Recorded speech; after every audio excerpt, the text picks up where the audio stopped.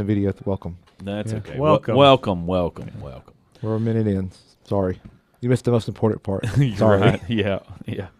That's our condolences. We're at the first part of the show. Yeah. But if you want to be on the Hey Techie Show, 256-782-5600. And hopefully we'll get you in. HeyTechiesShow.com, and you can find out everything about the Hey Techie Show. The only problem is if we get a call, Bruce won't be able to hear the caller. That's true. Yeah. I mean, that is a problem. Can you not feed it through the speakers? No. We'd have to cut the mics off and Yeah. you'd hear it. So. Well, you can't talk to Bruce. Can't talk to me. You have to hit me up on the Twitter sphere. Right. Well, then you really can't talk to Bruce. You'll never get Bruce there. If that's ever. if that's what. Get us on our Facebook page. We have And one of those, right? we do. Instagram, Snapchat. I got to be honest with you. I am not less and less social, Yakety-yak. but less and less social online. Ugh. I don't know. Anyway. I don't have time for the social meds. Yeah, I guess you could put it that way. I really don't. Yeah, I barely have time to answer an email. Yeah, or prep for this show, right? Yeah, or prep for the show. Find my headphones. Yeah, or even I did search for those for quite some time, to be honest. Yeah, that's frustrating. I've been there and done that, man. When you can't find the one I'm just thing, gonna have to buy some new ones. yeah, right. Yeah. That won't happen. If I lost these, boy, they'd be trouble. I've had those other ones for a few years. Well, these are brand new. These Yeah. are Christmas, man. I'd have to find them. They'd have to be stolen, and then that still wouldn't be good. Yeah. Good enough No. excuse. Well, guess you're going back to $20 headset. For a correct, while. right. Well, I have to remember to pack those next time in case. No, I'll remember. Yeah, I would have had some extra ones, but I'm in a different vehicle, so yeah. Well, we Forgot got. 'em. Sorry. Pardon me. We have all kind of news tonight. Oh gosh, it was It's, breaking this morning, breaking loading earlier and today, and Tech news, right? Sure. Okay. well, we twist anything into tech. Yeah, man. That is true. Hey, look. If not, we just say Well, tech at the You want me to kick this off, or you want to? Absolutely. Okay, so Tesla Motors introduced its newest vehicle last week. The Model Y, which is a crossover SUV, will be built on the same third-generation platform as the Tesla Model 3.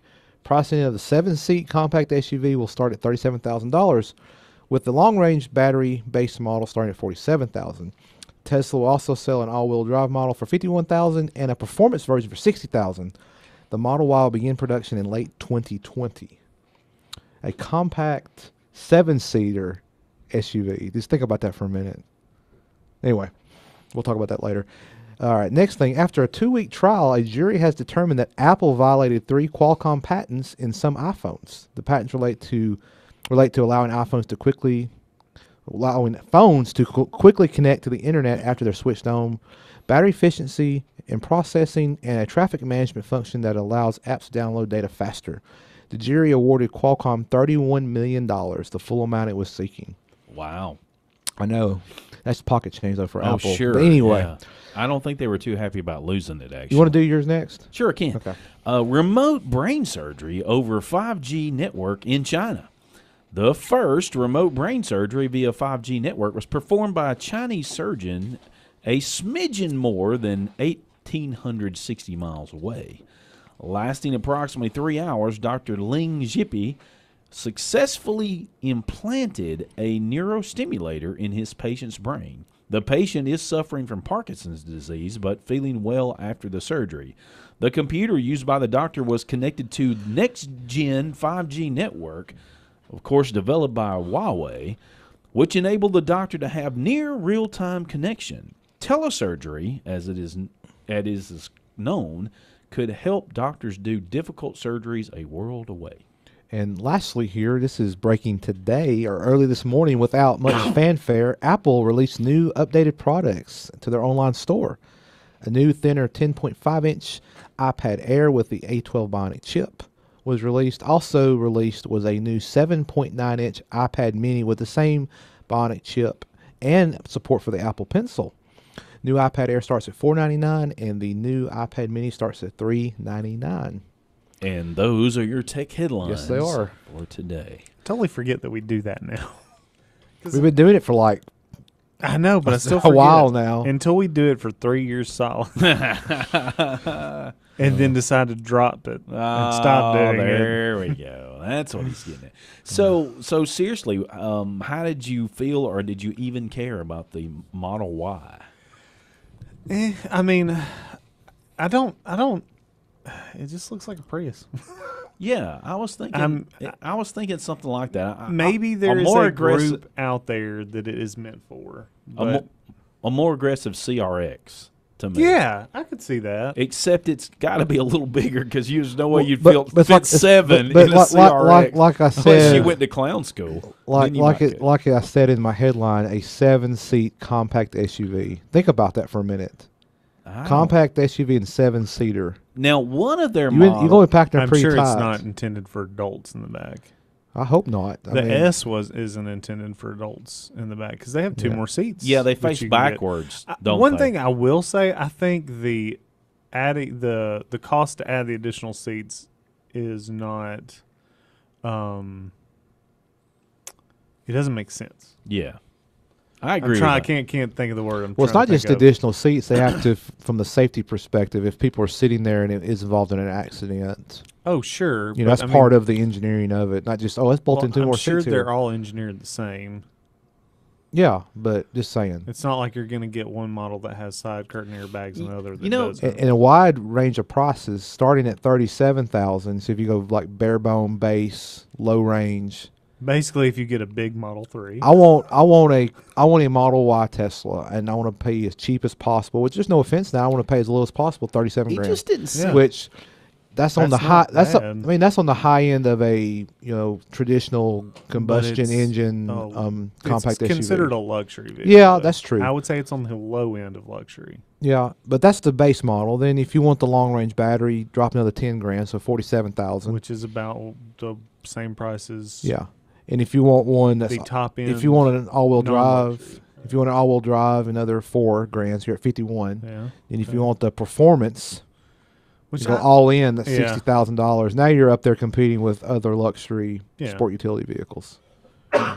Maybe, yeah. And don't forget your if you're at least in the state of Alabama, what I like to refer to as the Governor Ivy tax. I don't think $200 is bad. It's just a point. I mean, I get it, but I don't get it. It's just I think it's going to hurt. If I owned an electric vehicle, I would feel. I think fine it's with going to hurt. It's $200. going to hurt the adoption of electric vehicles in Alabama. Just saying. I may be wrong. I don't but think it's going Anyway, to change. I don't anybody's- think it will. I don't think $200 isn't gonna. I don't think change somebody's that's going to mind. change anybody's mind about an electric vehicle. If you've made your mind up about an electric You've made vehicle, your you've mind. made your mind up. Yeah. You're going to go get it. $200. I mean, isn't- I really don't. Yeah. I see what you're saying though. but I think I don't want to two- turn this into talking No, about that again. Sure, but I think $200 is fair. You know, they're using the road just like anybody else. That's what that tax is used, air quotes, for. It's supposed to be used for. It's what it's earmarked for, is to go and repair the roads. Yeah, I get that.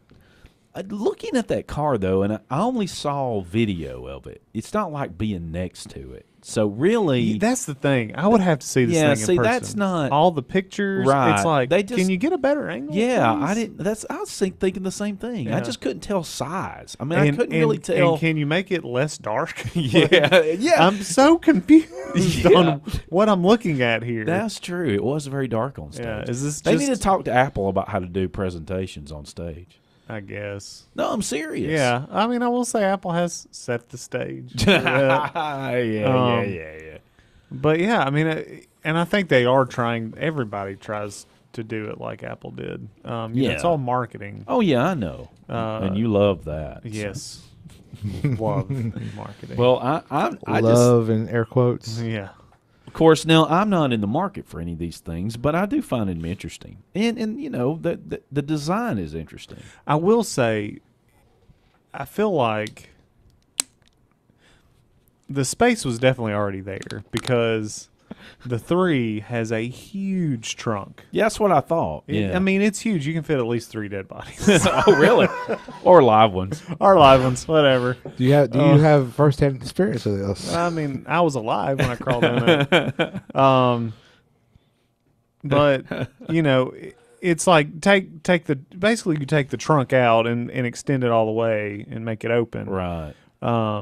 I mean, I could kind of see maybe more like a is it a Subaru Forester yeah. kind of? Is that maybe Yeah. that's more. Yeah. It's even more I'll- like a station wagon, Yeah, but not. but not. It's a crossover. But it didn't. But the Model X, honestly, the Model X, if that's going to be their big SUV, Right, it's right. not a big SUV. Well, that's what I was thinking too. I mean, Well, those there's of course they there's use- actually plenty of. I would say plenty. There's a Well, few of them around here. I think that it goes back to that balance of weight, battery technology, I battery guess. weight, different things. I mean, which I'm curious Again- to see what they're going to do. again, once they can figure out how to advance battery technology, I think that'll Yeah. open them up to more larger form factors. Yeah. They're probably at that kind of.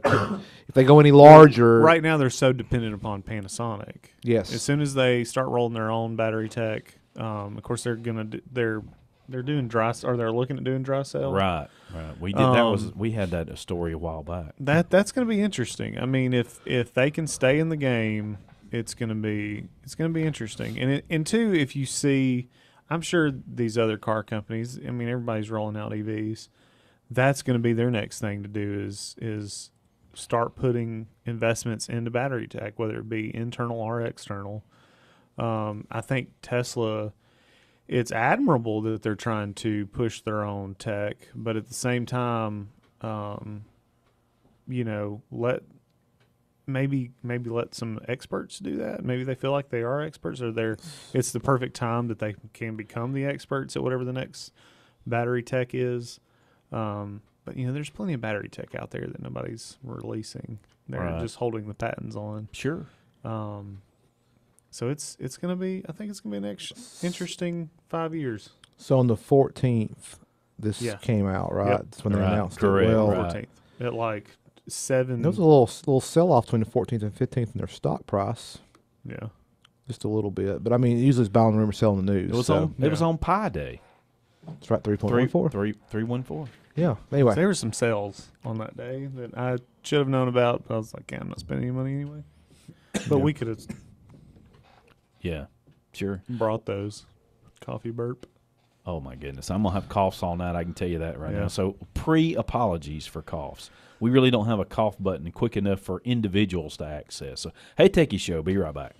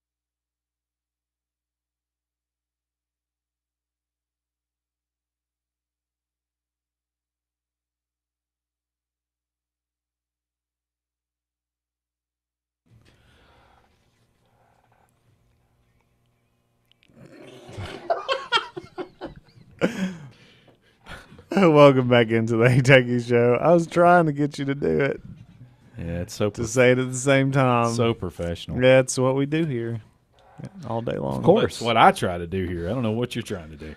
Man, this is gold radio. Yeah, right I'm here. sure it is. And when we And what was platinum that? podcasting. What was that? Maybe when I Rusted put my radio. and when I put my pants on to make gold records, wasn't that thing line from that Saturday Night Live? I don't watch a lot of SNL. Well, it's years ago. It was, it was what? Oh, Apparently, Trump watches more SNL than I do. probably so.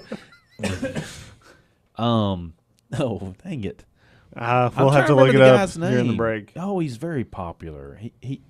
It was that song where Will in Ferrell. More Cowbell. You remember more? Yeah, Will Ferrell. No, it wasn't Will Ferrell. No, he Um, did the more cowbell. Yeah. Oh shoot! I got his name. He was in Catch Me If You Can. His Oh, name's on gosh. the tip of my tongue. I know who you're talking Yeah, that's him. That's Um, him. That's right. Anyway, about. Oh my gosh! well, anyway, we'll figure it out later. But Somebody's yelling at us sure, right now. I'm sure if they're listening, yes, they would be. Yeah. I've forgotten his name. But anyway, yeah, that's what you just reminded me of that. Yeah. And when I put on my pants, I make gold records. I cannot believe. Well, welcome back into Christopher Walken. Christopher Jeez. Walken. Yeah. Yeah, More cowbell. I had a former boss that was his favorite actor too. I could see how, because he's unique. Oh, he is that. He is that. He's been in some odd movies too. Sure has. He's a little bit of an odd guy. Yeah, he is. Absolutely. Now, we didn't bring this up. Well, it wasn't one of our news stories, but you've probably seen the issues surrounding the 737 MAX aircraft. Nope, no clue what you're talking No about. clue Fill me what in. you're talking about. Oh, Fill me in. hang on a minute. No, Guru wants Here's to. I'll tell you. Guru wants to be all the filling in part. He's- Yeah, I mean, I actually he's gotta do. get off the I phone actually with did Act So- have an Pilot over education. here. on So, in case you haven't been paying attention to news, so we rewind back to Let's rewind back to October. There was a crash of a Lion Air. It's in Indonesia. Correct me if I'm wrong, Michael. Right. 737 MAX, which is the latest iteration of the 737 Boeing passenger airliner. Those have been around since like the late 60s. Sure. Yeah. But there's been several. There was the classic, the next gen, now the Max. Well, one crashed in October, so a lot of questions like why did it crash? It's a fairly new aircraft. There's a couple hundred in the world that are out there. There's a bunch on order. I mean, this thing's been wildly popular. There's like 5,000 of these things on order by different airlines. Yeah.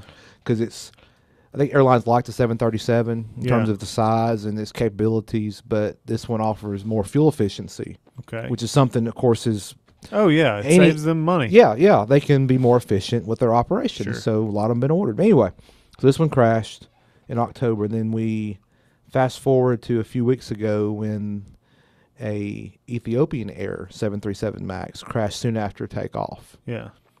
outside of I forget what airport's in Ethiopia. But anyway, but it has similar like this from the news perspective. It was similar. Soon after takeoff, it crashes. Yeah. Well, people first started jumping to conclusions. And my first thought was, let's wait and see what the officials investigate. Sure. What they come up with. Well, they started getting information and details from the flight recorders and different things, and then you start having governments that said we're grounding these aircraft till we figure what's going on. It Okay. started over in Europe and out in the Far East. Yeah. And at this time, the FAA had not. The FAA is the governing body in the U.S. for aviation. They had not yet said it's going to be grounded Okay. because they were waiting on the evidence. And I Yeah. think there was one interview where I think the head of the FAA told somebody in the media, like, we're a data-driven organization. So they wanted to see the data. Well, the data finally came to light, and they're like, uh-oh, we got a problem. Yeah. So they grounded them. That was last week. Okay. So What was the data? I don't know, but get this. But Does anybody But I'm know? telling you all this to get to this. So this Okay. this is from Engadget, but there's also a Seattle Times where it's kind of originated. And here's the headline from Engadget report: Boeing's crucial 737 MAX safety analysis was flawed. The system had too much power and lacked redundancy. The Seattle Times reports. So apparently, according to the Seattle Times, Boeing's original 737 MAX safety analysis used by the FAA to certify the aircraft may have had several serious flaws, according to a report from the Seattle Times. Problems revolve around a software system called MCAS, suspected to have contributed to the Lion Air and Ethiopian Air crashes that killed 346 people. Investigators are also looking at possible maintenance lapses and potential pilot error. So it's not all, That's what I was gonna say. Is it maintenance? Yeah, but they're looking at this MCAS system, which is that's new to this particular iteration of the Boeing aircraft because the engines are more powerful. Where they sit on the wing is kind of more forward, so they added some safety systems. Basically, if the plane got in a high angle of attack or was about to stall, that the system would intervene to try to keep you out of that situation. Well, apparently. Seems like there's certain situations it doesn't work correctly. That's kind of my unengineered thought here. I mean, I'm a software developer by trade, my day job, but I don't do software development on aircraft systems, obviously. But it says right here, it keeps on saying, like I said, the MCAS system is designed to push the nose down if the 737 MAX so-called angle of attack indicator detects an approaching stall or loss of aerodynamic lift. But I'm reading on here, the original report, Boeing said that the MCAS could move the horizontal stabilizer a maximum of 0.6 degrees. However, after the Lion Air crash, it told airlines that MCAS could actually push the controls 2.5 degrees, or half the physical maximum. Boeing reportedly increased the limit because flight tests showed that a more powerful movement was needed to counteract an impending stall. Because of that, it could have pushed the nose down a lot more than FAA thought was possible. Here's a quote from the Seattle Times. The FAA believed that the airplane was designed to the 0.6 degree limit, and that's what the foreign regulatory authorities thought too.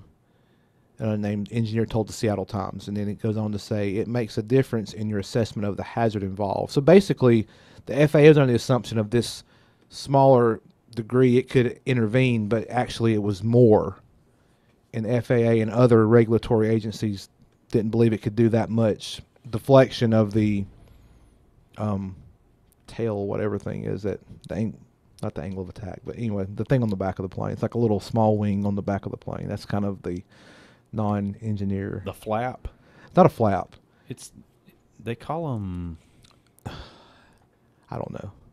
Don't you listen to I do, and podcast? if they're listening, those folks are listening like that, that dude's an idiot. Talking about the rudder? No, not the rudder. It's the elevator.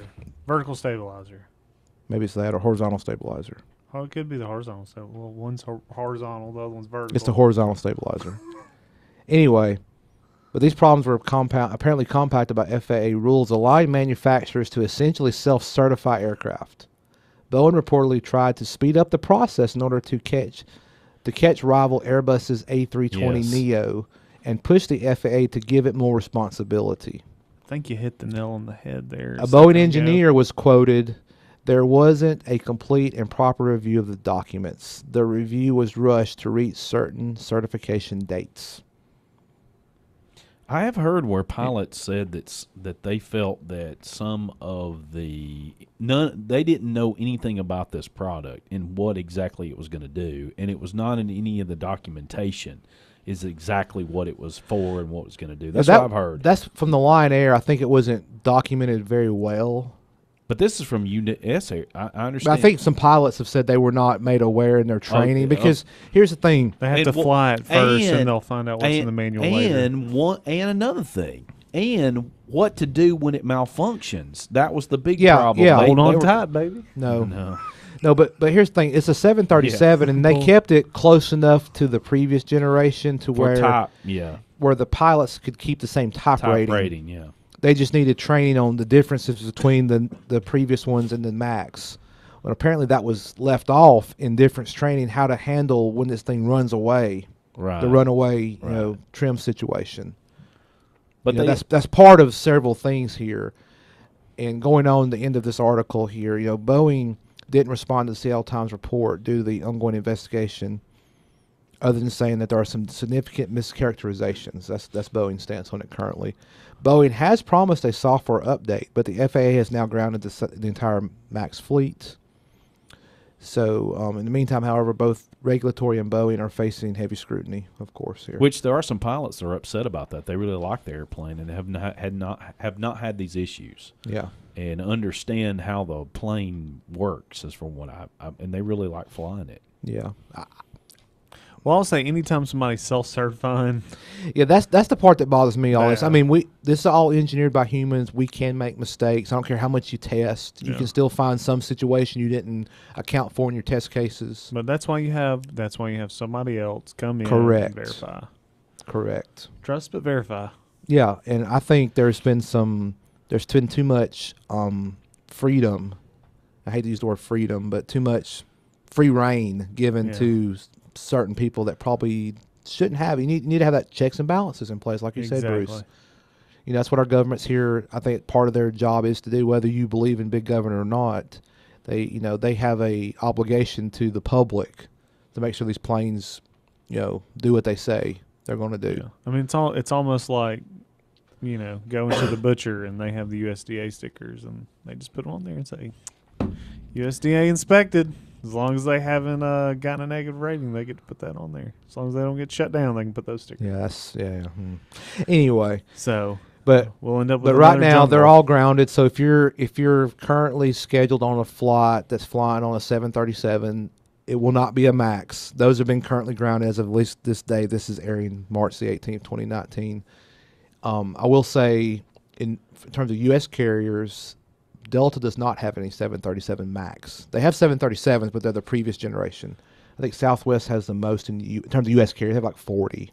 I want to say, American has some. United has some. I But want to say they had like 70 customers. They had, But they have, lot of there's like 300 and something of these planes in On order. existence. Oh, I'm sorry. You're right. There's thousands on order. That was it. Thousands. It's one of the most popular planes. Do you think from that order has volume. something to do And the with it? 9 too.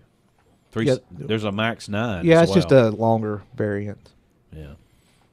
I think there's Max 10. No, there's not yet. Max 7. No, that'd be Max X. It's not an Apple product. There is a Max 10. But I will say this: I did read something else. To the max. Because Southwest is being affected because they have the most planes, obviously, that are grounded. But they're really taking care of their customers. They're Has a one auxiliary tank. if you're currently scheduled on any flight with the Southwest, like at least for the next few weeks, you can reschedule and not pay anything. United is a customer. They are, yeah. I said He that. said that earlier. But Southwest is not like there's no kind of I got you. which I don't know much about Southwest. I don't fly with them that often, but apparently they don't have change fees. Check in early. They don't have change. They don't have change fees if you. but even if like the flight you want to move to costs more, they don't make you pay that either. It's just free. If you got a ticket, you can change. Wow. So that's. So says the guru. Well, I read that earlier. No, Well, and it's I've on the heard- internet. It must be true. No, I've heard some commentary on it this week So- or last week while I was out sick. So it does. actually. It does appear that the airlines are trying to be understanding, especially this time of year, starting to ramp up in holiday travel.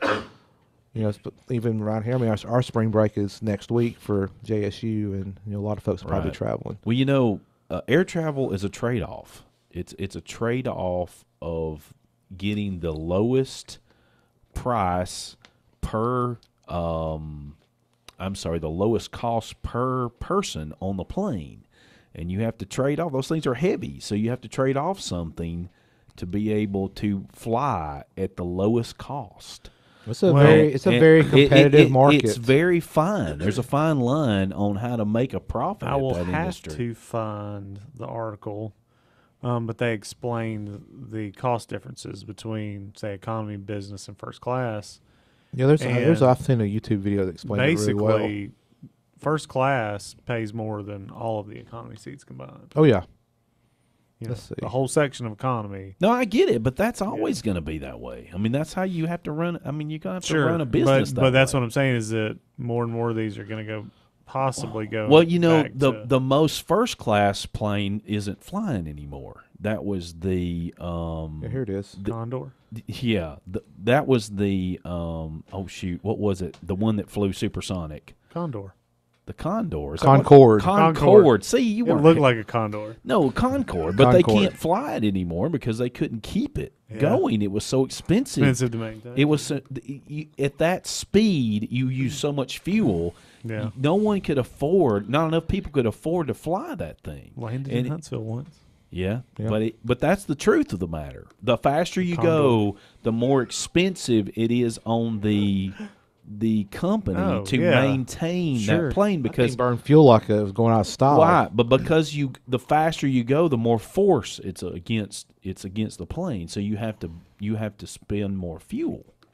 Well, just the cost of developing the Concorde went seriously ridiculously way over what was intended to be spent. So they kind of. Well, I understand that, but I'm just saying it. I mean, Boeing tried to do a supersonic aircraft, and they got partway into it, so we're getting out. It's like, Right. we're not doing this. Well, we talked about Airbus, but Airbus is partially funded from the government in a way. It It's is. high subsidies, and that's I'd one. say almost all of them are high subsidies. In one form or fashion. Not Boeing. Ah, Not like the Airbus is. There's no way. Boeing's got a lot of defense contracts. too. Yeah, I'm going to have that. Yeah, but what? Your version of subsidies and my version is totally different. Anytime anybody gets a tax break, that's some kind of subsidy. sure. I'm No, sure they I get- think government should do with less taxes. I think anytime a company can keep their money, it's better. Yeah. I don't think that can automatically be said that's the government's money. That's a mistake. But that's just an opinion. But I did of my find own. we can put this in the show notes. And we talked about airline prices. There's a good video from last year about how airlines price flights from a channel called Windover Productions. They put some pretty good content out Okay. there. Very well produced, and I would take it as pretty factual, Okay, there you go. very reliable source of We'll information. put that in the show notes Yeah, later. so we'll get it out there. Mike will get it out there. Thank you in as soon as I advance. can. Hey, speaking of different fuels, I saw this little article. All right. Headline: Stanford scientists find way to produce hydrogen fuel from seawater. Now they've been working on something like this for a while, actually. This goes on to tell that existing water splitting methods used previous highly purified water because the negatively charged chloride in seawater salt can corrode the anode, and they're limiting system lifespans. But they figured out a way to be able to use the positive end, so that on the positive end or anode, breathable oxygen emerges, but on the negative end or cathode, the hydrogen gas bubbles out of the negative end, and that way they could divide it. Now, one theory is that this technology could possibly make, and I thought of this too while reading the article, could possibly make a ability to produce breathable oxygen in the ocean. I was thinking when colonizing other planets, if you can find water on that planet, Yeah, I got another story about You that. know, I'm glad you brought that and plus up. hydrogen, you could use it as part maybe of fuel. That's part of, if we're going to colonize other worlds besides Earth, we've got to figure out how to use the resources on that planet. We can't take everything with us, That's interesting you brought that up. you know. Another headline: NASA issues space herpes warning as virus reactivates in astronauts. In space. Yeah. Yeah. And when they come back, it's Because their immune system is lower in space. They Oh. found out over time, the longer you stay, your immune system is much lower. And they're finding that if the longer they stay, the more susceptible they are, even up there, for certain viruses to grow, bacteria to grow While they're up there. While they're up there. Yeah, that's not that's Well, another challenge or of when they- death to never come. Use or- Lysol. Yeah. In your mouth? I mean, Listerine. No, it's happening in their bodies. Yeah. No, for instance, when you take, like a lot of these have these things dormant Oh yeah, in their yeah. bodies. I Because understand. I know you do. I'm talking to the audience. They might not understand. Yeah, Bruce. Come on now. Not everybody knows I'm speaking everything. for our audience. I He's understand. speaking for the audience. Okay. But my point is that you were. I know there's a big push for Chicken pox come colonize. back. Huh? Your chicken pox will come back. Should Well, get shingles. Possibly. And it is something. I mean, I think it's a serious thing when you're considering if you're going to send people through space. They're saying that actually a flight to Mars could be very serious with this. And for instance, it says on here to date, out of 89, 53% astronauts on short space shuttle flights, and 14 out of 23. Oh, I'm sorry, I didn't. 47 out of 89. And then that's short space shuttle flights, and 14 out of 23 on longer ISS missions shed herpes viruses in their saliva or urine. Sorry, I'm having trouble talking with this nose this tonight. Oh, You should talk with your mouth. I know you really should talk with your mouth. My nose is so stopped up though. I'm just a little bit from medicine, so that's the problem. So anyway, but I just thought that was fascinating. I saw these headlines that sort of kind of thought they might bounce off each other.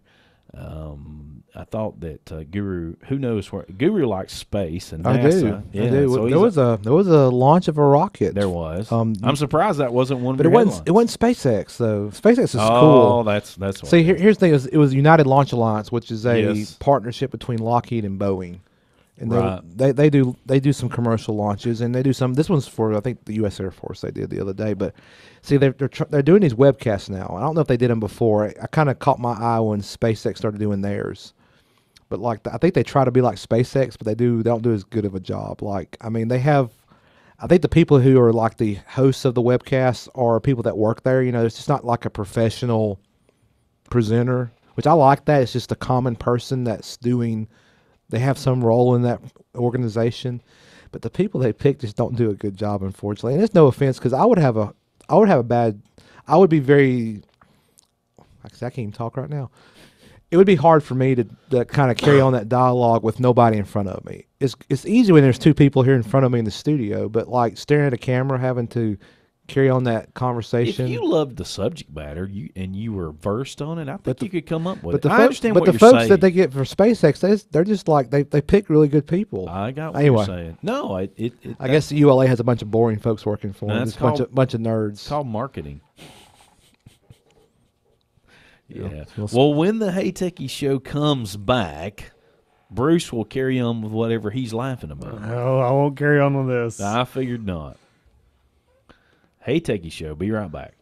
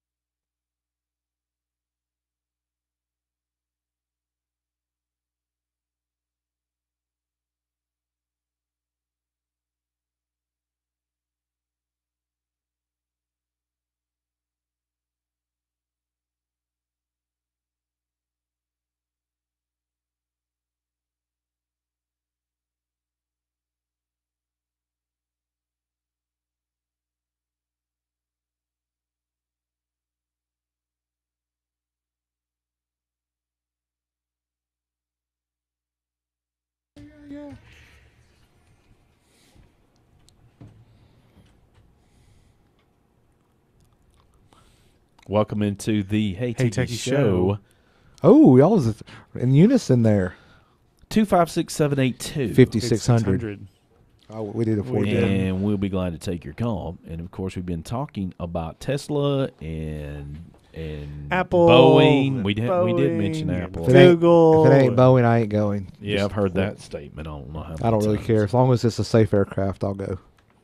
Yeah, Whether it's And Airbus, Boeing, McDonnell Douglas. and Delta's on the side of it. Yeah, I prefer Delta. Yeah. I've said that before on the show. I mean, they're not an advertiser of the show, No, I'm not saying they are. but that's my go-to airline. Okay, well, that's what you like. Who, Delta? Yeah. Man, I've never been on a Delta and not enjoyed it. Yeah. Not take that back. My very first flight ever. I won't say I didn't enjoy it. It just my overhead light wouldn't go off, and it was a 7-hour flight. Yeah, that'd be annoying. Yeah. At least a 7-hour flight. Maybe longer. Maybe like a 10-hour flight. I've only been on an hour flight, so I can't imagine. I've been from 6 to 10 to 3 to 1 to 30 minutes. 30 minutes. I did like 30 minutes from Yeah, Atlanta like- to Birmingham. Yeah. You're, Oh gosh. Yeah, Birmingham. To if you're coming from like Atlanta to Birmingham, it'll appear you're going back in time because Yeah. yeah. you'll arrive in Birmingham left. before the hour clicks Right. over and you change an hour. It's kind of crazy. Yeah. Anyway, but yeah, it That's don't true. get up good and it's coming back down. It's like, Mm. so how about this? So we Oh, talked about about Tesla earlier and SpaceX briefly. So this is from MarketWatch. So headline: Teen who hacks car to drive backwards gets shout out from Elon Musk. Oh yeah, I saw this. So this is a Russian teenager. He refitted his car to drive it backward and got a shout out from Tesla's CEO Elon Musk. So the 18-year-old was stopped earlier this week driving his battered Lada backwards. This is a brand of car, Lada, L-A-D-A, Lada. The teenager showed in a video posted on social media that he had refitted the car, removing what was underneath the hood to where the trunk normally is and reversed the driver's seat. And there's a video in this article from MarketWatch, but it looks like, I mean, you watch the video, it looks like the car is actually going backwards down the road. I mean, it kind of is. But the driver, he's turning around where he's facing the direction of travel. Oh, so he didn't really engineer it so it would go backwards. He changed the outside. He changed the configuration the to where configuration of the the engine vehicle. the engine's now in the trunk, and like he He made just- it to where he's facing It's backwards but driving driving it. forwards. Yeah, it just But appears the he's back is facing forwards. yes. Yeah, but it's not engineered to drive. Well, I mean, he completely changed everything. He took the engine out of the I front get- and put it in the new Yeah, front. I get that. Changed the drive shaft around, changed the steering mechanism around, Yeah, and then but- rebolted his seat around. Yeah. I mean, that's pretty impressive. For, yeah, I couldn't do it. However, local police were not impressed No. and fined a teenager for driving backward, illegal refitting of a car, and driving without insurance. You know, he would have even gotten more notification from Milan if he'd have been smoking a joint while doing all that and record. I He mean, may Stop have it. been. He was Stop probably it. drinking vodka. yeah, vodka.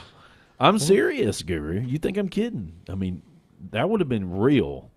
I mean, that would have really impressed Elon, I think. Man, I am so nasally tonight. Well, here's Sounds here's terrible. another one real quick. Ugh. This one's for Bruce since he forgot his headphones. Okay. So headline: That's Wearing nice. headphones at a concert isn't as weird as I thought it would be. Oh no, yeah, you should wear absolutely. They have some earplugs or Well, something. it's not earplugs, but headphones. Phones, yeah.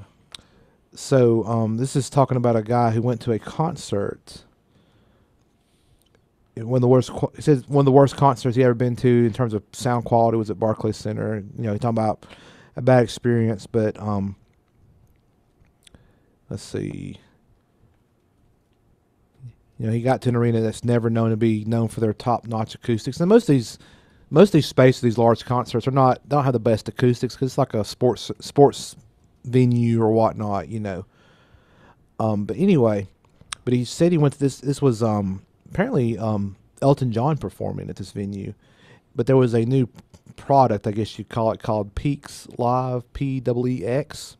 It's a service that promises to deliver an ideal music experience no matter how bad your seats or the sound engineer are. Here's the catch, though. You have to wear headphones at a concert.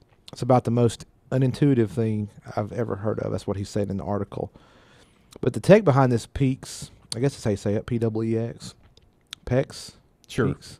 Anyway, there are two main pieces of the puzzle. First, they take a raw audio feed from the stage and then mix it down in its own dedicated console, Man. separate from the house mix. Yeah. You have to. Yeah, I mean, it's mixed separately just for those people. Oh, yeah. In the case of Elton John's concert, it's broken down into percussion, bass, keyboards, guitar, and Elton vocals and piano. Wow. The audio is then beamed out to the audience using the 5 gigahertz band. Obviously, this means there's potential for interference from things like Wi-Fi, but Peak says it works with venues to clear up the necessary channels. Plus, since information is only flowing in one direction, bandwidth is less of an issue. It's more like a radio broadcast than Wi-Fi. Yeah. The second part of the equation is a small puck that you wear around your neck called the RX. The RX is what receives the audio, pushes it through a pair of headphones, and talks to an app on your phone via Bluetooth. On the front of the puck is a small hole for a microphone, which is used to pick up the sound coming from the stage in order to sync the feed in the headphones. Huh. So it's more than just like feeding it like I got a it. stream to it. It's listening to what you're hearing to make sure it's in sync with what you're seeing on stage. Golly, that's So complicated. no matter your distance from the stage. Yeah, I get it. Yeah. Wow. Yeah. So physics means audio quality. The audio actually reaches the RX before the sound coming from the speakers hits you. But it's a few hundred milliseconds, but it's smart enough to know how to delay it so you hear it at the right time. Yeah. I mean, I can see the technology and understand it. I just, wow. I'd be interested. So that mic is an essential part of the setup, and this is also why the headphones connect directly to the puck using 3.5 millimeter headphone jack. Be interesting to know. Have the 3.5 millimeter headphone jack. Well, yeah, you'd have to have some headphones. But those are hard to find these days. That's right. Not on an iPhone. But anyway, I'm amazed they don't have Bluetooth. if the feed went through your phone first and over Bluetooth, it would introduce too much latency. Yeah, that's true. Yeah. I mean, that is The mobile app's primary purpose is to allow you to customize your mix. So you have some ways to customize. Oh, okay. You can turn I each wondered of the, about that. You can turn each of the 5 tracks of the audio up or down, or even solo them. Oh, wow. So if you wanted just to hear Elton or just maybe the percussion, Yeah. you could adjust Yeah. your own. You have kind of a control of the Good mix. gracious. That would be interesting. This is great, even if the house engineer doesn't have the guitars turned up loud enough for you. This article goes on to say. Yeah, that makes sense. Yeah. So I mean, this Your is own personal mix. Yeah, to a certain degree. I mean, you don't have like absolute control, but depending on the venue, they have channels. I get it. So if you really wanted to just hear the vocals and feel the rest of the music, because it's going to be loud. And the Oh, the guy that wrote this article said he was pretty impressed with it. I mean, he came, I guess, not knowing what to expect. He's really impressed. He said absolutely no latency. The audio synced up perfectly, Wow. Well, You I just would. wanted everything to be quiet. no matter where he was positioned in the arena. I would try that. You wanted everything to be quiet. Yeah, to just Well, then what would be the point? to experience it. Just watching. But he like did you said, say, the but he feel. did say it was definitely weird wearing headphones at a concert. And I'm not sure I'd ever I get used to wonder. it. I wonder what the decibel rating would be. I mean, my point is, would it be worse doing that or better? Well, it depends on the volume you've got I turned know it up. depends It depends on- on what it's at canceling out, Right. and then what it's Right. putting out. Right.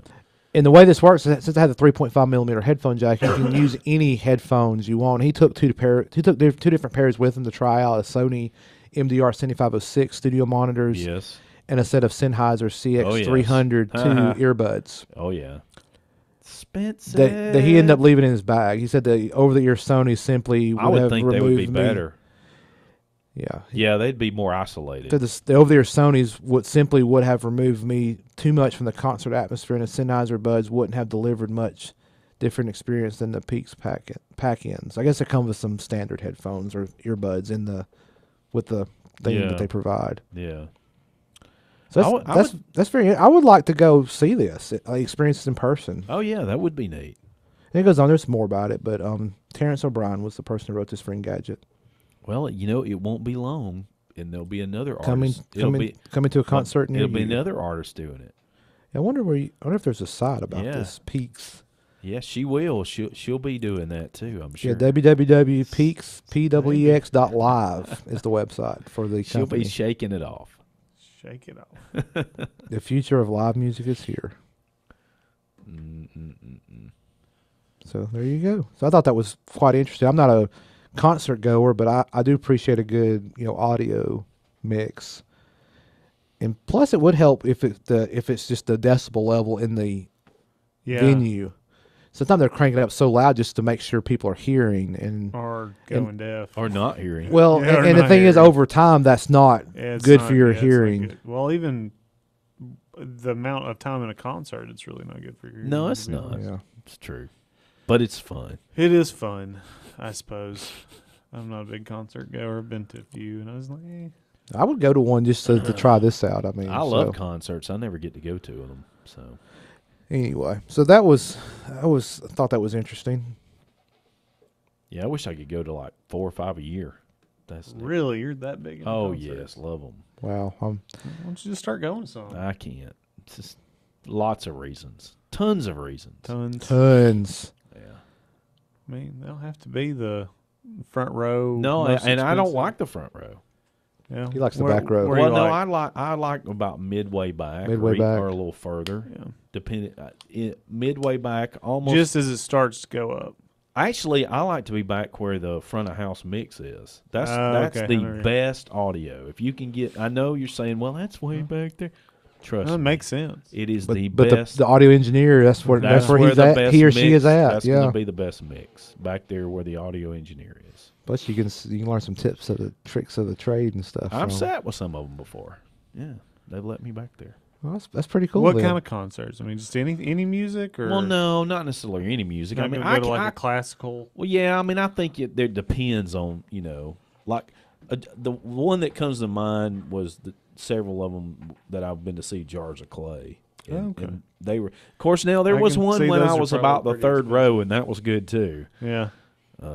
Because we were. Where were they at? That was at the concert hall at BJCC. Not the. But the concert hall to me is a good place. I love that venue. Yeah, it's probably got a lot better acoustics than in the arena. It's excellent. I mean, it's a more intimate venue. Yeah, to me. Yeah, and it's just this acoustic sound is so much better. Well, it's designed for those type of events where you do it in a arena.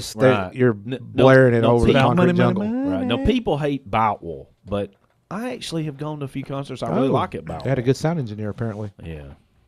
Well, I think sound engineers hate Boutwell. Hey, Techies Show. Be right back.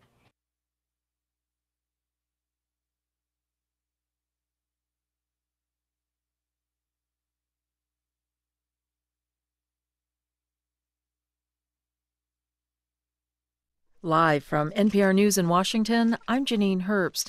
After 3 days of examination, France's Aviation Accidents Bureau says it's transferred data recovered from the so-called black boxes of last week's fatal Boeing 737 MAX 8 crash to Ethiopian authorities. NPR's Eleanor Beardsley reports Ethiopian and American investigators with the NTSB verified the data extraction operations. In a statement, the French Aviation Investigations Bureau said the flight data recorder showed clear similarities between Ethiopian Airlines Flight 302 and Lion Air Flight 610. The device records the plane's parameters, speed, altitude, and engine power, as well as the connection and disconnection of automatic systems. There are suspicions that in both cases, aerodynamic stall sensors may have wrongly prompted the planes to nose down. Boeing's 737 MAX has been grounded the world over until it can be determined whether software had anything to do with the crashes. Ethiopian officials are taking over the investigation and plan to release a preliminary report within 30 days. Eleanor Beardsley, NPR News, Paris. The U.S. Supreme Court heard oral arguments today in Virginia's racial gerrymandering case.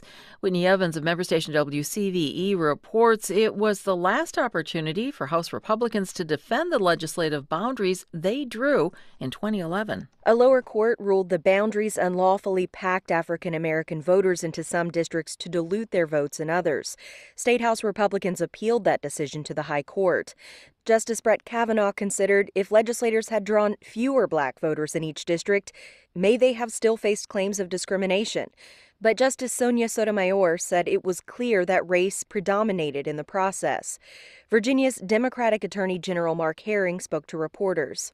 Nothing I heard today changes my belief that it's time for this case to come to an end and that we implement fair and constitutional and representative districts for the next elections. The court has until the end of June to rule in the case.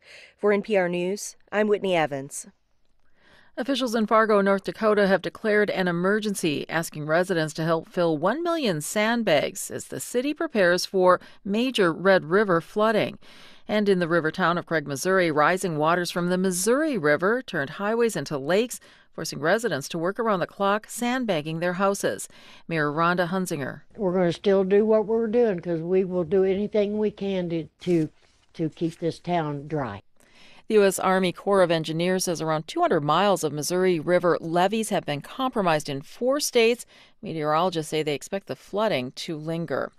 Wall Street higher by the bell, the Dow up 65, the Nasdaq up 25, the S&P 500 up 10. You're listening to NPR News.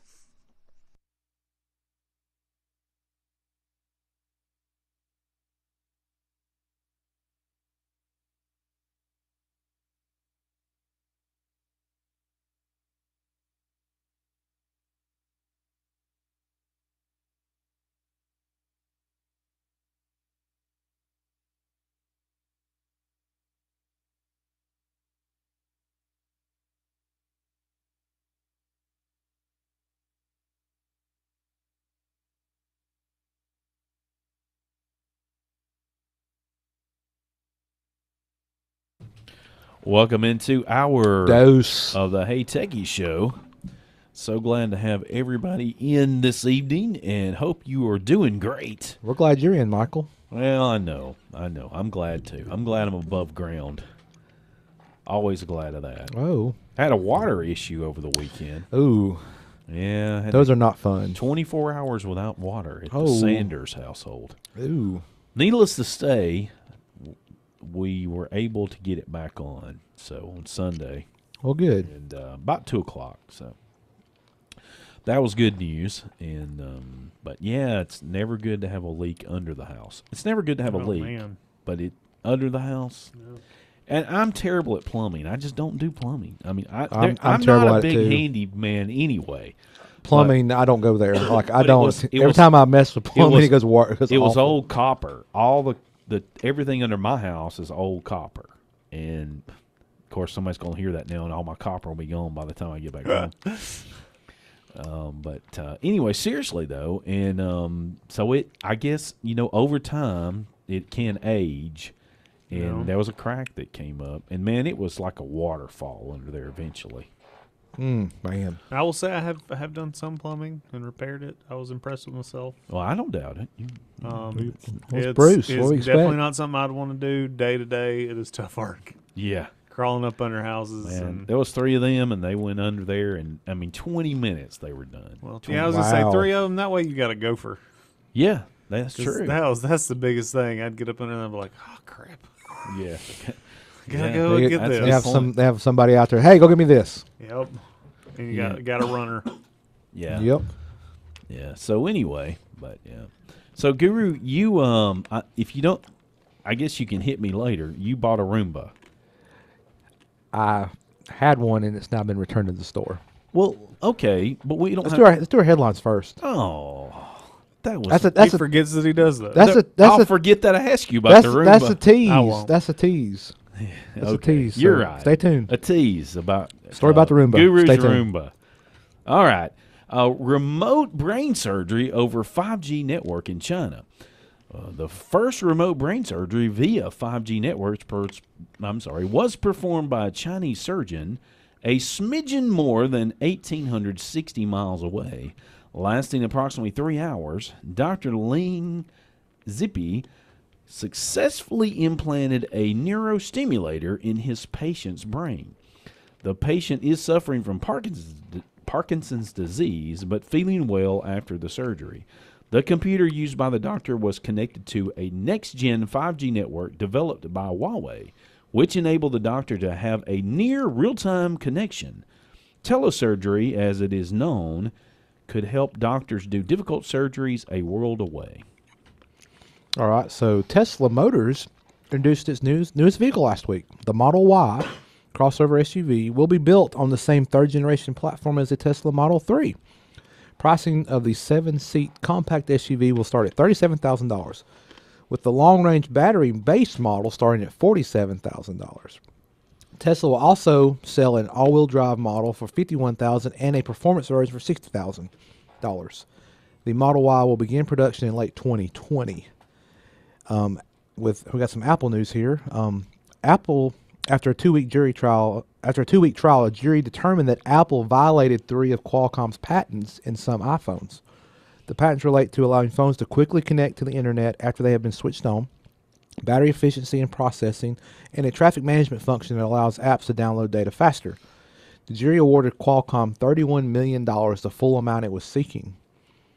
And lastly here, we had some new Apple products get released yesterday without much fanfare, kind of in the cover of darkness, as you could say. They pulled the Apple Store down, and it came back up with 2 new products. We got a new thinner 10.5-inch iPad Air with the A12 Bionic chip, and also released was a new 7.9-inch iPad Mini with that same A12 Bionic chip and Apple Pencil support.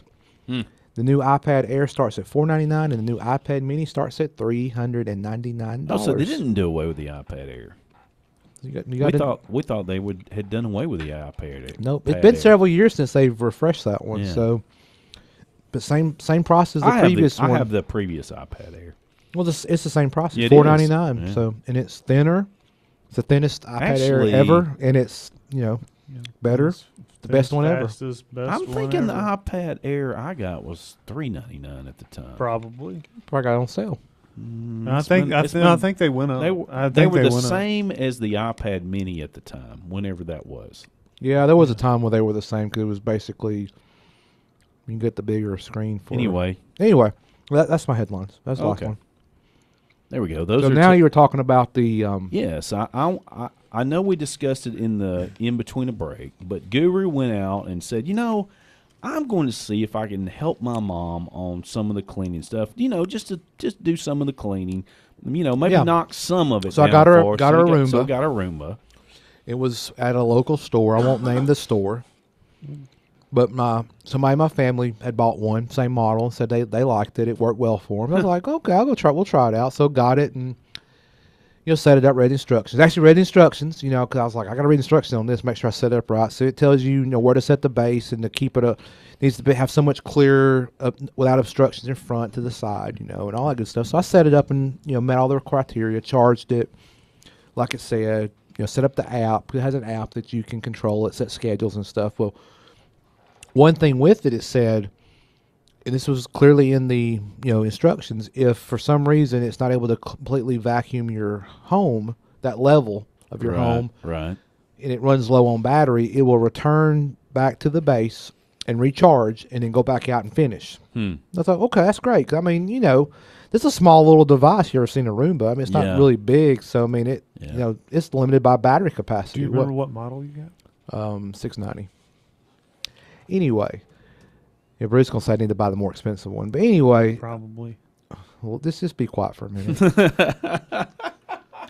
So welcome to the Techies. So set it up, told it to go out and start doing its little cycle. So it was neat. It was what fascinated me the most is it was just the pattern in which it cleaned was not what you would expect. What me and you would do when we were vacuuming, but it seemed it covered all the area. It got up a lot of stuff that it's been vacuumed like the previous day. So it's doing a really good job in terms of picking up stuff. But the thing that bothered me, it got to a point where the battery got low, and I was checking the app periodically. It shows like the battery level and what it's doing. Making how long the battery go down more. No, I was checking no. But at one point it said the battery was low and it was returning back to the base. Yeah. But it never would make it back to the base. It was in one room and just stayed in there. Yeah. And it went dead.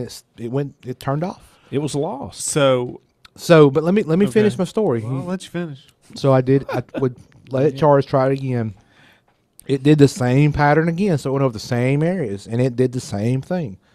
So contact their supporters. There's something I'm not doing right. Obviously, is what I'm thinking. You're holding it wrong. That's right. Anyway, then you called Apple. They said you're holding it wrong. No, this was not Apple. This was the iRobot folks.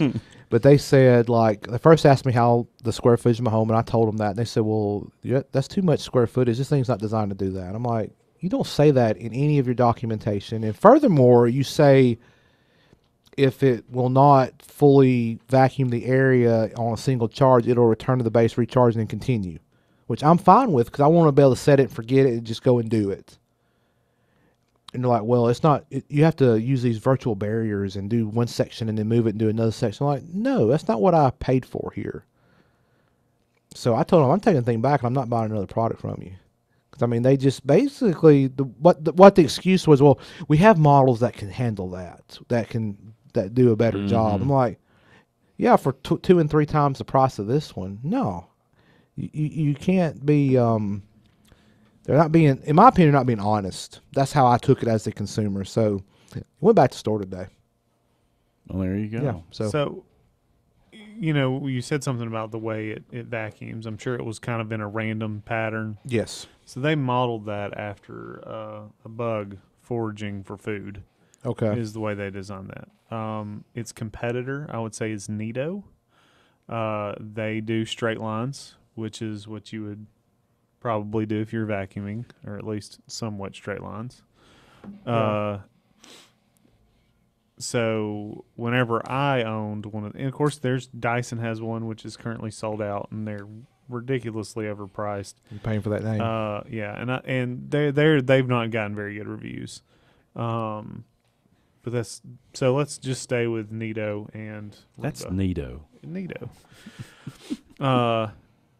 The only problem I had, and this was this is like probably one of the first generations of the Nitos, or just these vacuums in general. It would get caught under really low things, and it would try to get out. But I mean, I didn't have that problem with it.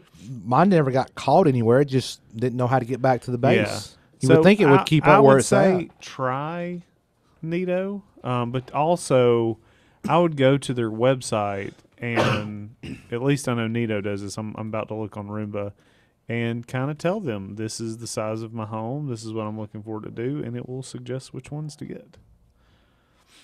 So shame on you for not doing more research on your product. Well, I took based on a family member's, testimonial recommendation. But we're on this Nito. It doesn't tell you. There's not a place you can, like, I want to. Yeah, on the left, apartment, mid-size, large-size home, or multi-story. I don't see that. I mean, did you go into robot vacuums? No. You just said go to Nito. That's what I went. Yeah, I see it. And I really liked my Nito. And in fact, I convinced somebody that had bought Roombas in the past. Whenever I was like, well, I don't need this anymore because I have a whole home vacuum. He liked it so much he went and bought himself a newer Nito. And as far as I know, what? Keep going. As far as I know, Nito. he's really liked Nito. it. As far as he know, he likes Nito. Yeah, but I will say, I mean, Roomba with their new clean base automatic dirt disposal, that's pretty neat. But it's expensive. But that's what you're paying for. I mean, you get what you pay for sometimes, right? Yeah, but I don't like being lied to as a consumer, and I will don't vote. See how they lied to you. Well, they claimed one thing and it didn't deliver, and they wanted you to buy a more expensive one. They didn't claim anything. It's called bait and switch. It's called not being honest. It's called I will spend my money elsewhere, and I'm gonna leave it at that. All right. I don't see where they claimed anything though. It's in their documentation. Hey, Techies Show. Be right back.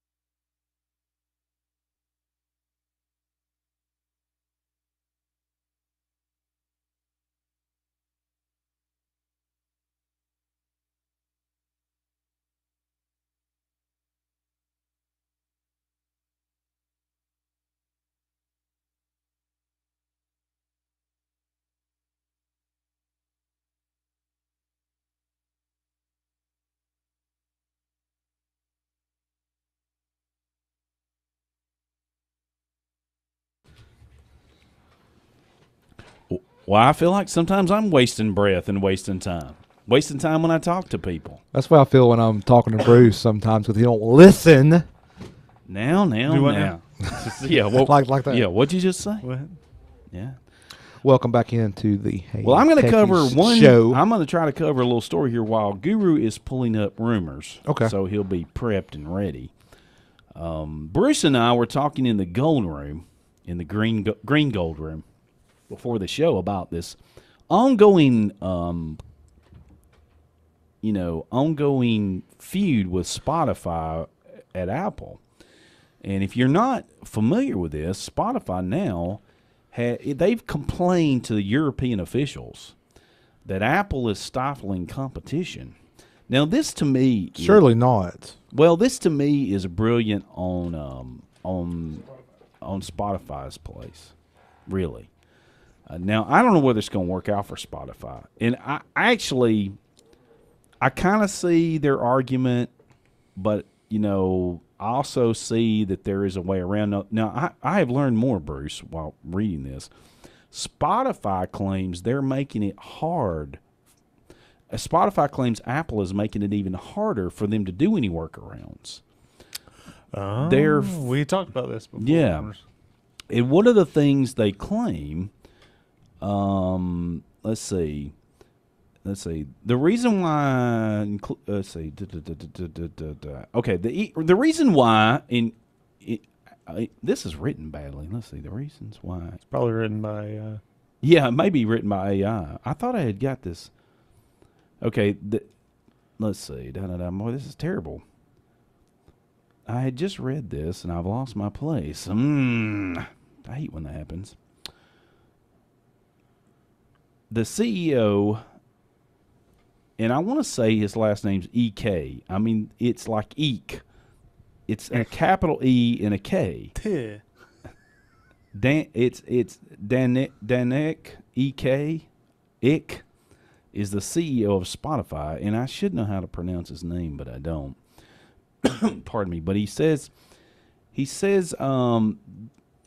laments that if the company decides that situation is too onerous and doesn't want to use Apple's payment system as a way of getting around this, Apple then applies a series of technical and experience limiting restrictions on Spotify. Those include limiting what Spotify is allowed to communicate to its customers via email, according to the company. It adds that Apple also routinely blocks our experience-enhancing upgrades. Over time, this has included locking Spotify and other competitors out of Apple services such as Siri, HomePod, and Apple Watch, he claims. Now, it says Apple hasn't, as of this time of the writing, responded to the request for comment about Spotify's actions. This was back on Pi Day 314. So I can side with both sides on the whole, being able to add it to whatever their smart home devices are, because Amazon had no problem doing it, Google had no problem doing it. I'm pretty sure Cortana had no problem doing it. I don't know who uses that crap. But to say Apple couldn't do it, I can kind of see how I was just like, come on, Apple. Everybody else has got this. Well, the big problem here is that Spotify doesn't want to continue to pay them the 30%. And that's the thing. This is where I understand it's their job to make more money, blah, blah, blah. Stockholders, fiduciary responsibilities, all that mumbo jumbo. To where Apple, they've got their service. They should be able to do that, right? But this should be a world where everything plays nice together. Right? I mean, well, but here again, Spotify is playing on Apple's playing field. You want your product on their app, you'll have to pay the piper. See, that's just where I have a problem. I Nobody know. else is like, well, if you want it on Alexa, you're gonna have to pay up, buddy. No, they're like, man, yeah, this makes our product great. It makes it more usable. It's gonna make it more ubiquitous. Well, I mean, that's Alexa's selling point. sure, and I think that's probably why they're gonna win, because they're like, we don't care, put in everything, Yeah. because then we're really gonna get you. Well, I still think I still think there's ways around this. It's just they're just not easy. Well, yeah, I think mean, that's the thing is every time they do get the workaround, then Apple says, all right, we're closing up that. Yeah, I'm sure that's We're- true. we're- But now we're shoring Netflix, up that gap. from what I can tell, Netflix has figured out a way around all this. I mean, they from what I understand, they have no in-app subscriptions anymore. Yeah. Think you I- just log in. Yeah, but you can't. I don't think you can order through the app. Yeah, you have can't to order sign through the up app. Yeah. beforehand. And I guess that's what Spotify would have to do. That's about the only thing they could do. I think they just like the ease of use of it. I mean, it's all Well, in the app. so many people don't have a lot. This is it. That is their computer. Oh, correct, right.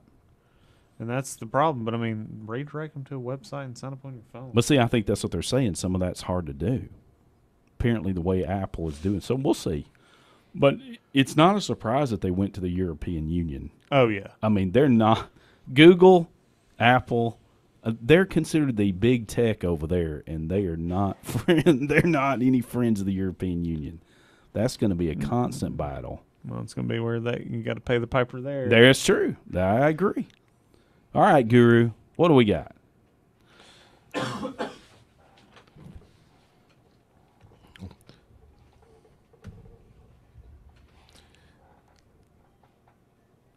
Rumors. That's right. Not coughs. Hopefully not any more coughs.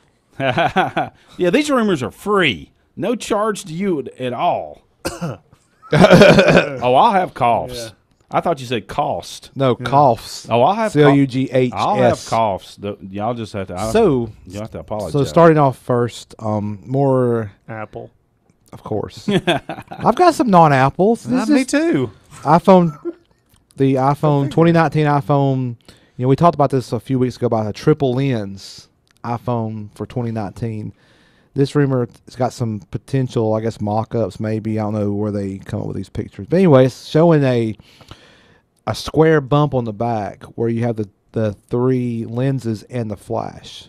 You can go to the link in the show notes to see that. We've seen some of this already, but the square bump's new on that. The square. So instead of a notch, it's got a square bump. Oh, a square bump. Square bumps now. Square bump and triple lens phones, cameras. Now, what is this? The app? Is that the Apple one? Yeah, the iPhone. 2019, the 2019 iPhone. The 2019 iPhone. All right, another one here. Apple's in content talks with owner of Fremantle Media, the co-producer of American Idol and other reality shows. The RTL Group, the largest broadcasting and production company in Europe, has confirmed potential content partnership with Apple. The RTL Group owns Fremantle, which co-produces reality series and game shows such as American Idol, America's Got Talent, The Price is Right, and Family Feud in the United States. It is unclear if any of these series would be distributed on Apple's video service or if a partnership would focus solely on original content. And again, it mentions here that the March 25th event is coming up. Yes. The company already has several dozens of original TV shows and movies lined up for the service. Looking like that March 25th event is going to be an Apple subscription video service. Is what it sounds like. Ironic. And now you got new iPads come out ahead of it, so you can watch it on your new iPad. There you go. And this is sort of kind of, anticlimactic for part of it, because this was from Wednesday of last week. Apple suppliers gearing up for mass production of updated iPad and AirPods. Well, the iPads came out, but the AirPods did not. But kind of goes back to some of the stuff from previous weeks about the rumored new AirPods. And they may be announced on the 25th. Or they may shut the store down tonight and add them in the morning. Who knows? Apple purchases machine learning startup LaserLike. So this was an actual acquisition last year. LaserLike, a machine learning startup located in Silicon Valley, reports from the Information. Apple's purchase of the 4-year-old company was confirmed by an Apple spokesperson with a standard acquisition statement. Quote, Apple buys smaller technology companies from time to time, and we generally do not discuss our purpose or plans, end quote. No. LaserLike's website says its core mission is to deliver, quote, high-quality information and diverse perspectives on any topic from the entire web to you, end quote. The company's built a search app that used discovery and personalization machine learning techniques to build a LaserLike app described as an interest search engine that provided news, web, video, and local content relevant to each user.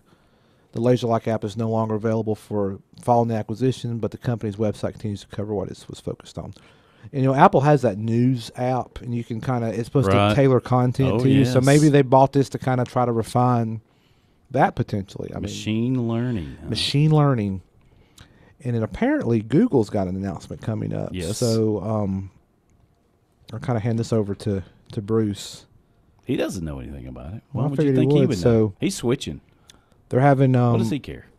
This came out last. Does this have to do with Project Stream? This came out on March 16th. So this is from The Verge. Everything we think we know about Google's mystery gaming announcement. Yep, this is what I was going to bring. So they're making a big play in gaming next week, but we're still unsure exactly what it entails. For years, the company has toyed with the idea of getting involved in what is now the biggest sector of the entertainment industry.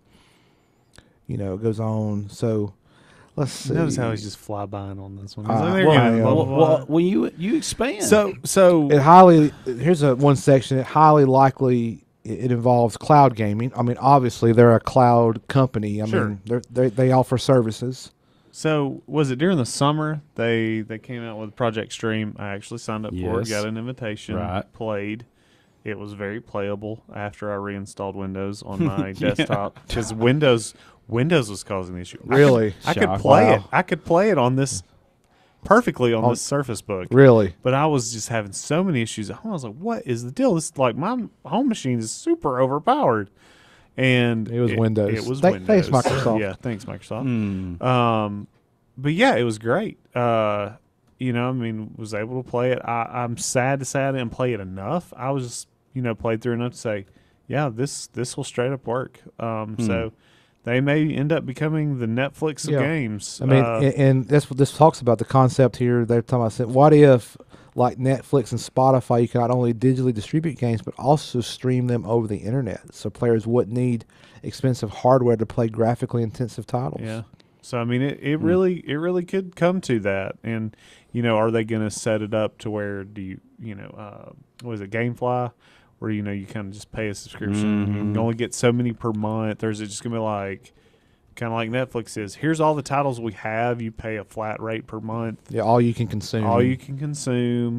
That'd be pretty neat. I think I would probably, that's my only thing, was that I didn't find myself, to be fair, I was playing Red Dead at the same time.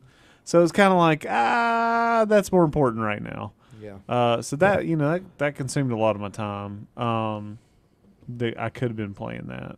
So what you think we're going to have any hardware announcements? That's one thing here. The Verge. I think they is will. hinting at potentially some hardware stuff too. I think they will. They will probably have some type of hardware to pair even with it.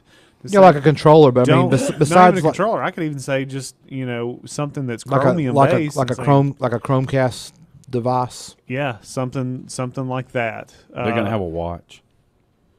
Lord, it doesn't matter. Too late. You lost me. I know. I'm just kidding. You lost me. Yeah, it does go on to say, there could be a game control to go with it, and that obviously makes perfect sense to go with if you're going to release a gaming platform. Yeah, having some sort of controller. Well, and I think, Nintendo does new things. They do innovative things, even though I think they've had to pay for that tech. Yeah, because they stole it from another company for the Joy-Cons. I'm not sure how all that went down. I just know they brought a company brought something against them. They paid some money, and the Switch. Yeah, Really? Yeah, for the Joy-Con. No, we covered it on the show. I missed it. Probably tuned it out. Probably. Yeah. This is gaming. But I don't care about gaming. It's not that I don't care. I know I don't care. But for being quite honest. That's where we'll let Bruce handle that. I think PlayStation and Xbox have kind of they've developed good controllers. That's what everybody kind of expects to go in their hand. Okay, so but they know how to use it. This goes on to talk about, Google could team up with Ubisoft Yes. Ubisoft or id Software They're definitely not taking over for EA. launch. I think everybody So, hates I mean, EA what do you right think now. about that? I mean, partnering up with one of these big, publishers of games. It all depends on how it goes. I definitely think. Well, I think Steam has fixed. I mean, there's still piracy that goes on, but I think Steam has helped with a lot of the piracy because, it's helped your library be portable. But I think if they did this, it would be just like, content before Netflix and before. Of course, now it's getting so bad, everybody's separating off. It's like, well, you're making it difficult again for me to get to this media. I'm going to go back to pirating. If you make it affordable and available, people will buy it. If you don't, they will pirate it. Yeah. It's like, I'm not going to pay, $10 a month to watch this show, CBS. But that kind of, yeah. That's what people do. But if you can create a platform where there's a lot of, here's all the games we have available, you pay a set price, a Netflix-esque model, you can consume all you want for this price. And I think this will be the death of PlayStation or Xbox or Nintendo? I don't, because there's still going to be, single console or just console only titles, or just like Red Dead, it was, or if a it's particular on console first before it's available right, on PC. and or particular title or series that's only is exclusive to one line. Yeah. They make a deal with Sony or Microsoft. Yeah, I mean, it was just like in which I want to say, is it PlayStation that's getting ready to buy Take-Two Media, and Rockstar? I want to say maybe. If that's the case, then you'll have a lot of it. They can kind of They But can get business on their platform solely because of certain titles, certain series. They're published only on PlayStation. I mean, it's like when GTA came out, I bought it. I knew eventually it was going to come out for PC, but I was like, I want to play it now. So you went and bought a console. So I went and bought it for the console. I happen to have the console already. Okay. But I mean, the Switch, I bought it just for Zelda. Yeah. Of course, I've bought other games since then, but I was like, I don't care. I'm playing that game. Yeah, this is a huge market. I mean, I'm not apparently I'm not a consumer in this market, obviously, but 130. You might become one. It would be a whole lot easier. It would be barriers for entry. You're right. The barriers for entry would be low because the device I already own, I could potentially play it. Yeah, and don't have to have this souped up gaming rig. If all you have to have is a Chrome browser and some minimum specs, I'm pretty sure most MacBooks would meet those minimum specs, or just most Macs, and you can get a Chrome browser there. So yeah, the gaming gaming finally coming. But this industry is worth an estimated $138 billion as of last fall. Oh yeah, and it's growing huge. It's the biggest sector of entertainment. Yeah, when GTA 5 broke $1 billion for one game, that's when investors said, "Oh, do what now?" For one game. This is all supposed to be next week, y'all. So I thought it was tomorrow. Well, this article came out March 16th, so just like 2 days ago. And it says next week, but next week, I mean, this was Saturday, so I guess that could be this week, maybe. Let's see. Yeah. I don't know. When is it? Didn't give a date on our Google gaming event. Let's see. You got anything else, Bruce? We'll have to look at the negatives on this. I mean, it is going to be, will it only be gaming as a subscription, or can I actually go out and own a game? Because, they may say, oh, it is tomorrow, March 19th. They may say, well, we're taking this title down. You no longer have access to it. And it may be something that you really love, and certain people just like, I really like that game. It may not be something that a ton of people. So you're thinking a Netflix type service is what they're going to announce. Is that what you think they're going to do tomorrow? Possibly, yeah. I think highly likely. Highly likely. Okay. But I'll say this: it's kind of like you were watching, Futurama on Netflix, and all of a sudden you were like halfway through, and they just took it off.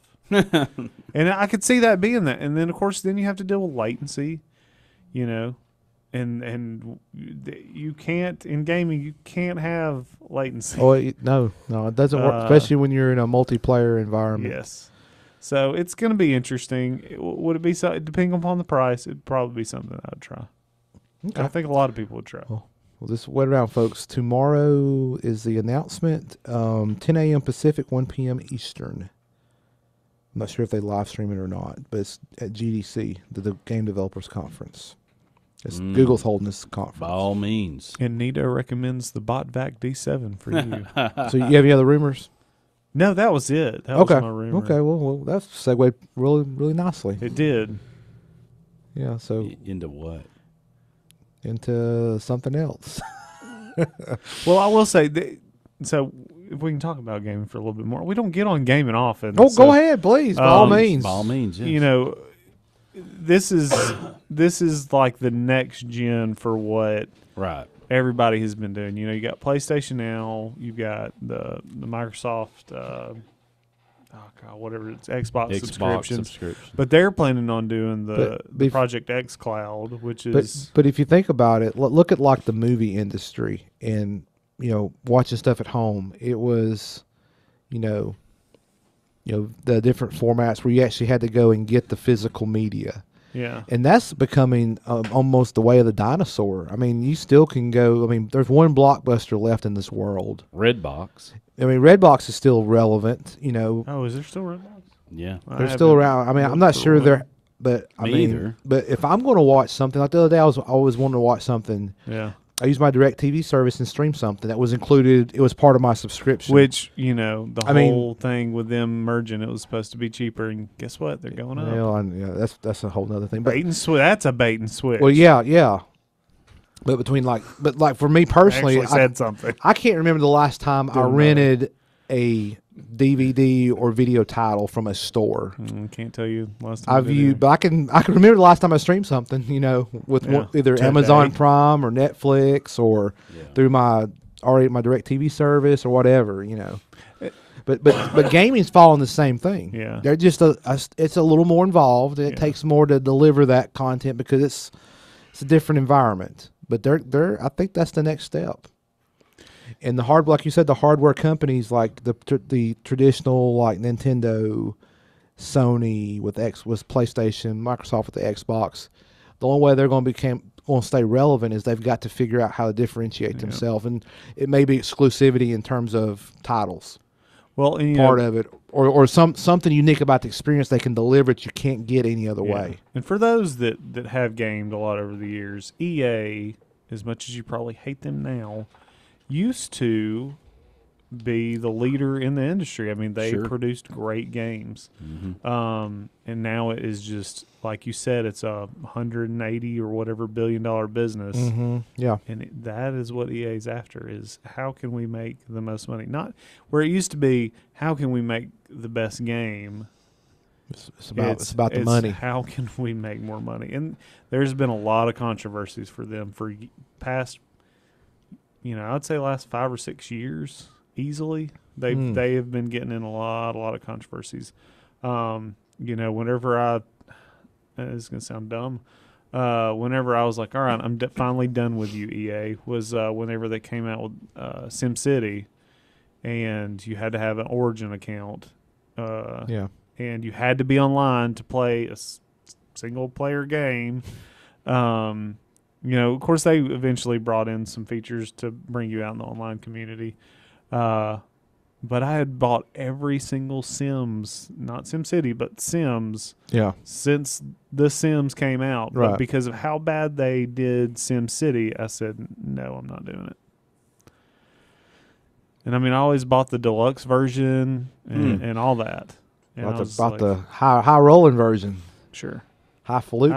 I still have my Sims. I think it was Sims 2 Plumb Bob USB stick. Oh wow. Plumb Bob. It's the little it's thing different. that It's different than Unplumb Bob. That's right. Or Off Kilter Bob. Yeah. Well, I got the signal from Michael. Yes, the official signal. Let's go. We have one segment left. I know this show's about gone. Man, time flies. Hey, Techies Show. Be right back.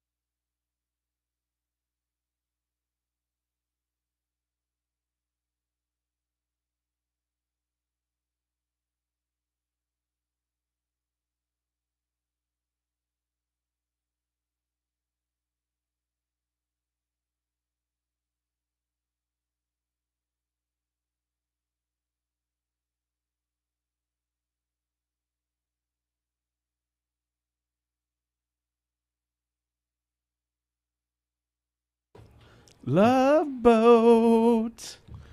Welcome back We'll into the be Hey Techie making Show. another run. Totally can't hear the music. I know. Yes, the Love Boat. Turn my headset up, please. Okay, sure. Sure, let me turn it up. There you go. Thanks. You're welcome. Got it now. Oh, yeah, there it is. So in the break, I was telling the guys I got this article. This is probably going to go to the end. It probably might. It's a studyfinds.org article, and what they've done, they went and, according to this, they've surveyed 2,000 Americans. Is that a scientific sample? I don't know that's scientific. Well, statistical random sample for sure. 2,000 American From where? millennials. Yeah, that 2,000 who? American millennials. Okay. Okay, so keep that in mind. Yeah. Talking about What they were Americans. trying to find. Okay, so they say for let's out see, of they say California. that about 3 out of 5 millennials, 58%, feel life is more stressful right now than ever before. That's their theory. So 3 out of 5. Yeah, think that life is more stressful now than ever before. Okay. I can Yeah, maybe but you- understand that. Yeah, you can, but here again. have more Before access we to get started information. on this, everything is from a historical perspective of when you were born. Sure. Everything yeah. is. Yeah. I mean, you've got to keep that in I'd mind. probably say World War II is pretty stressful. I'm not Or- saying it's not stressful. No, I just think- I know. according to The Great this, Depression. yeah, well, as I said, Man, those were easy times. yeah. Well, compared to this list, I think it actually that was a much harder time. Yeah. But they say that on average, I'm thinking that's what they're saying here. About 138 nights each year they miss sleep. Like they struggle to fall asleep each year, 138 nights. Now, here's some of the I couldn't things. believe that. Here's some of the things. Okay, so I think Guru wants me to do something different. So I'll go down there to the bottom. The 20 washing dishes is the 20th Most stressful. most thing. stressful scenario. Oh, that's pretty stressful for me right now. I'm not a millennial, but yeah, my 19 dishwasher's not working. But go ahead. 19, choosing what to wear. Okay. I could see that. 18, job security. See, I I think that could should see be that. higher. It's high. That would be higher for me. Well, you got to think they're I'm not a probably just now millennial. starting out. Yeah. Many of them. Okay, this one to me should be higher. Okay. From all the news I've heard, this should be higher. 17, school loan payments. I mean, it's like death and taxes. Yeah. You gotta pay 'em. That Here you that go. bothers me. Owing money. Here's having one. debt. Yeah. Here's one that really does kind of bother me, but on a whole different level. Check engine light coming on. Oh, I that bothers me. Well, I want to find some tape is what I'm looking for. You know, they make really cheap OBG2 readers that you Yeah, can right. check and see what it is. And See, clear that was out. 16. 15, credit card bills. But I mean, that could Yeah. be bills in Yeah. general. Yeah, just bills in general. But credit card Are bills, we already up to 15? yeah. 14, phone screen breaking. Oh, I can see how that'd be stressful. Yeah. Now we're talking the top 20 here. Yeah, 13, a job interview. I could see how That's- that'd be yes, stressful. yes. 13. So this kind of lets you know where they're at in their lives. Correct. I'm glad you mentioned it, doing it this way, because this is going to be better. Yeah. 12, paying bills. Yeah. Yeah. 11, losing, misplacing keys. Oh yeah, that bothers me. All right. So That sinking feeling when you so can't far- find them. Like, where'd they go? So far, I think they could have done other people than millennials and Yeah. still get a lot of these. Yeah. Yeah. Well, it's maybe showing how much people have in common. Right. 10, forgetting phone charger. Now, see, I'm sorry. When it comes to phone stuff, as long as, except for the breaking thing, I can say, like, crap, now I got to worry about slicing my finger. yeah. I'm like, man, that's liberating. Yeah, right. Number 9, credit card fraud. Yeah, I could see. Yeah. When you get a call and say, hey, have you Here we recently go. purchased Now we're this? getting the good Okay. good part. What number are we on now? No, millennials now. Yeah. Just keep it. Yeah, okay. Keep it straight. Gotcha. You know, shouldn't What you know, number are we on? 8. We're on. Okay. We're fixing to be 8. All right. Forgetting passwords. Oh, Now, seriously? See, I can't see. I Use Last- a password vault. You Last have no pass. excuse. No, not a single person the- alive has an they're- excuse now. They're worried about that more than job security. Well, I mean, I guess to I see it. everything. Remember the password to their bills? Yeah. Yeah, I know. It looks like to me that wouldn't be one thing I would worry about. I would get something that I wouldn't have to worry Yeah. about. You got to that. think they're young. They haven't been No, laid I off know. yet. Yeah, that's a good. Yeah, that's a good point. Probably. 7, phone battery dying. And see, that's I- not stressful, man. this is okay. So when you do these backwards, they get kind of interesting. 6, slow Wi-Fi. I can understand that. A Yeah. little bit. Yeah, but okay. 5, arriving late to work. Now that one's kind of surprising, actually. That this high. No, I think that's very important to folks, no matter what the age. I think people have a lot of misconceptions about millennials. Well, I don't doubt that. I'm wondering how accurate some of these questions are, though. This is the problem. Sure. I don't see the questions. So, Okay. no, pardon me. Number 4, losing phone. I could see how that'd be a little stressful. Yeah. Yeah. Number 3, commute traffic delays. It doesn't bother me. See, You can't control it. Bruce is And like, in fact, I "Ah, sit think here." everybody in Atlanta, as a whole city agrees that, hey, if you're late, it's probably because of traffic, not a big deal. yeah. Like, it is what it is. They'll be here in a little bit. Yeah, that it's, hey, Atlanta traffic. Number 2, arguing with partner. I can see how that'd be stressful. Yeah. I mean, I'm sure that's something that keeps them up at night. And number 1, the big Drum number roll. 1, right? Losing wallet, credit card. That I would can stress totally me agree with out. that. I remember, oh, man. That's number 1. Yeah. So I could think of I some have got others. to tell you the story about when I lost my wallet. I think you told it before one time. I will tell it again. Yeah, you got a couple of minutes here. Felt terrible. I was sick to my stomach. Oh my gosh, I was nervous breakdown. I hate thinking about it. So I had taken my wallet out of my pocket, put it on the back of my mom's SUV's bumper, because I was outside. Because I had to get up on the roof to cut some stuff that was growing on their trellis. You know, they got the ivy and all that stuff. They're like, "Hey, can you cut that back?" I said, "Sure." Well, it was wet outside, so I was soaked. It started raining. It was not storming, but it was raining pretty hard. Well, while I was up there, because she had her car parked in the garage. That's the reason why I set it there, to keep my wallet dry. Her and my niece decided to go to the movies.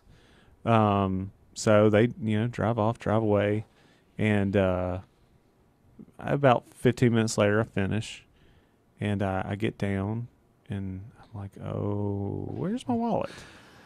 Oh my gosh! Then you realize and where you that's when left. that pit in your stomach, and my heart's pounding. I'm just like, "Oh my god! Oh my gosh! Oh my gosh! Oh my gosh! Oh my gosh!" And I run in. I'm like, try to call her on the phone. So you knew where you laid it by this point. Yeah, I was like, Okay. I left it on her car. And so I couldn't get her because she was in the movies. Yeah. And You take off. I was down there. panicking. Yeah. So I start logging into everything. Like, go ahead and cancel these cards. And I asked my dad, I said, "Will you drive down the road and see if you can find it?" And he was like, "Yeah." So he starts getting dressed and stuff. And I said, "You know what?" At this point, I had started calming down. I said, "It's not a big deal. If there is somebody does have it, like, there's protections." So I said, "Please go down to the movie theater and find her car, and I can guarantee you it is still in the back of her bumper." He said, "There's no way." And it was. I said, "Trust me." After I had calmed down, cooler heads prevailed. I Yeah. said, "Just please go down there and see." So he drove down there. He calls me his.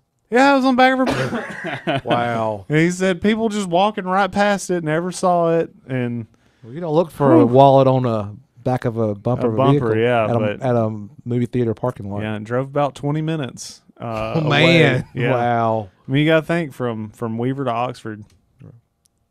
So, and it stayed on.